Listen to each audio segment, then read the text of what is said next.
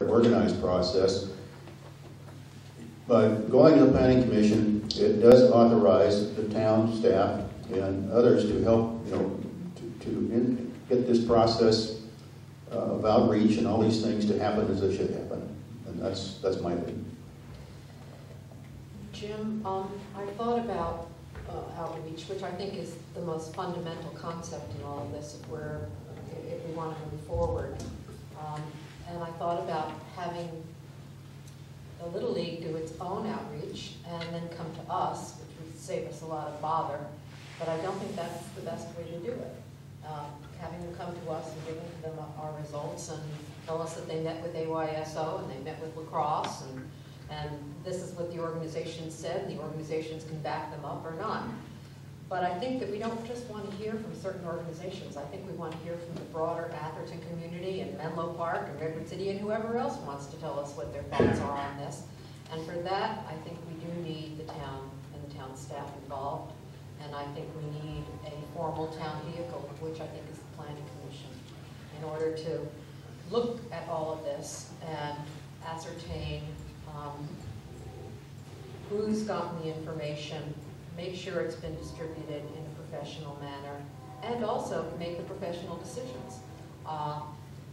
Whether or not the balls do create any kind of an issue, whether or not that outfield fence is any kind of a problem for the other sports. I don't know. I think the biggest question for all of us is we don't really have answers to these questions, and I think we need an organization to be able to ferret out those answers and do the homework that's necessary. And I think for that, we need a committee that we have chosen as representatives that will handle that.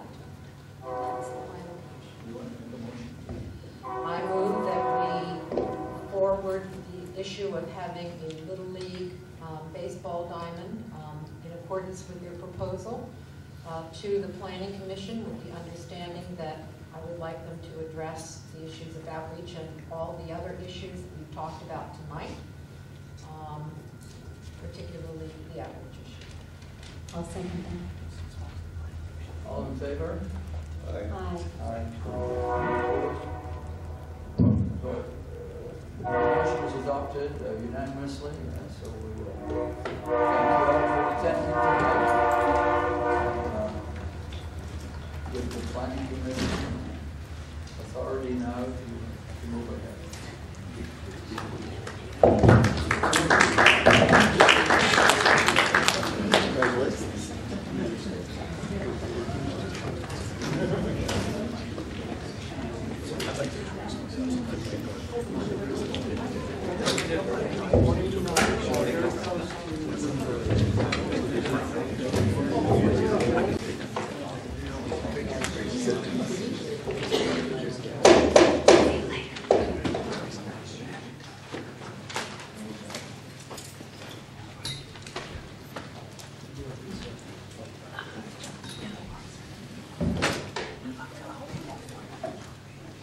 Now we're back on item 16. And item 16 is the interviews and appointments to the Finance and Transport Committee and the Planning Commission.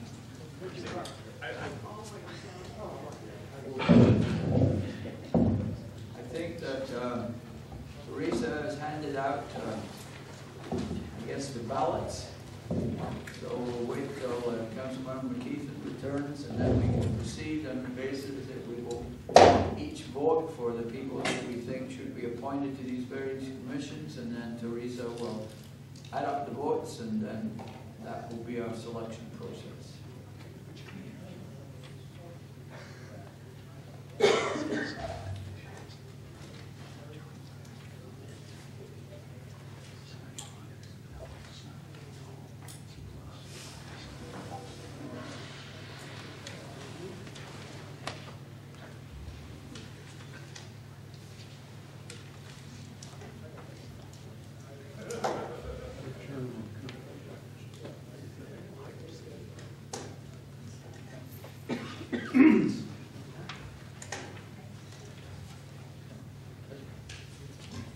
Mayor Doug, can I just ask a question?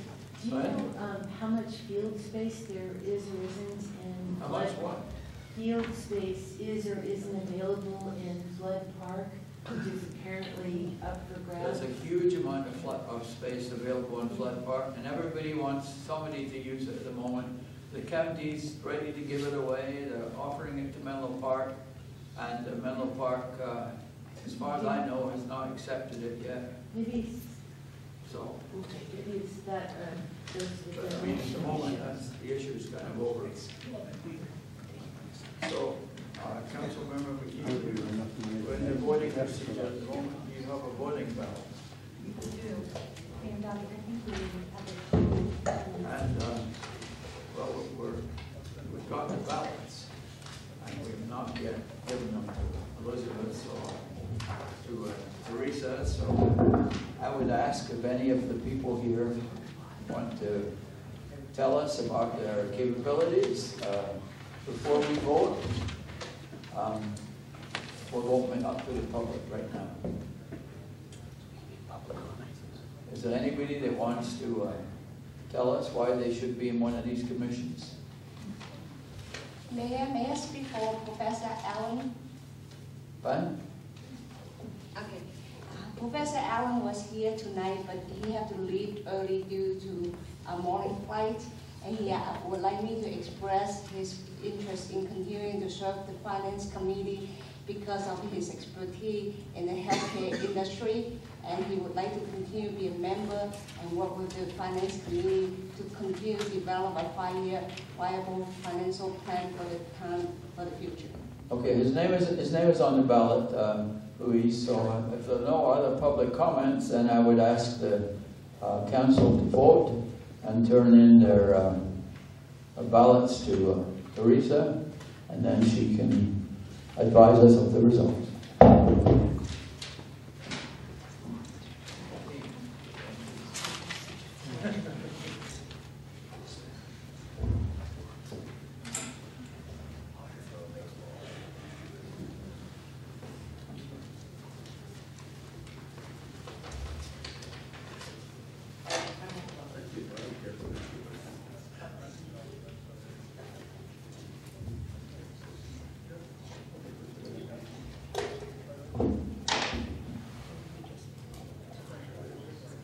You know what, while we're waiting for the results of the ballot, I'd suggest that we continue with item 18, which is a progress report and construction of 297.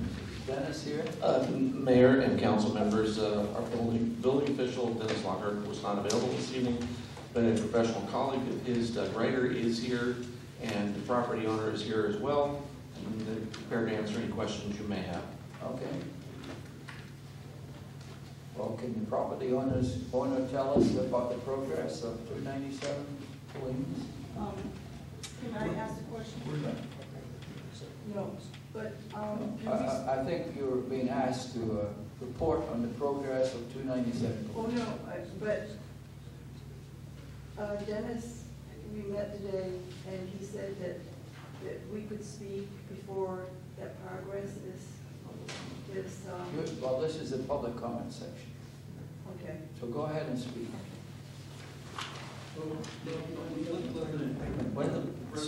Staff needs to tell what the progress is, and then you can open it up to the So public. I asked the staff, who's probably nobody's here from the staff, to tell us what.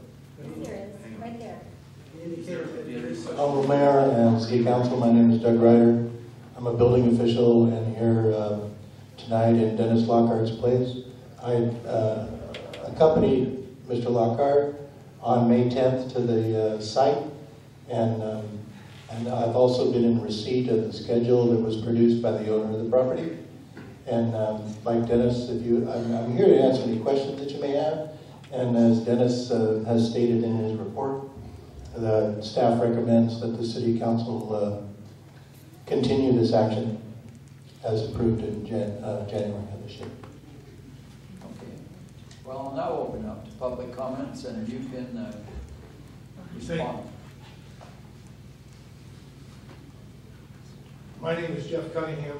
I live at 129 Karen Way in Atherton, which is the property adjacent to the property at 297 Bohemians. I've lived there now for 23 years. I realize my time is short, but I hope you realize that I have been waiting almost 4 years for this project to be completed. And this project has been a nuisance to my family since it started.